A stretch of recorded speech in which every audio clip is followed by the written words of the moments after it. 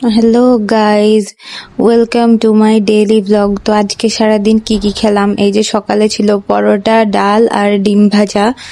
পরোটা, ডাল আর ডিম ভাজা খাচ্ছিলাম কারণ আজকে আর্জেন্টিনা জিতেছে, তাই আব্বা বলছিল যে পরোটা বানাও, তাই আম্মু সকালে পরোটা বানাইছিল। এই যে কি মুচমুচে হয়েছিল পরোটাটা, দেখো।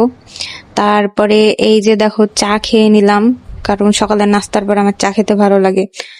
আজকে আম খেয়েছিলাম মিড মর্নিং স্ন্যাক হিসাবে 11টার দিকে।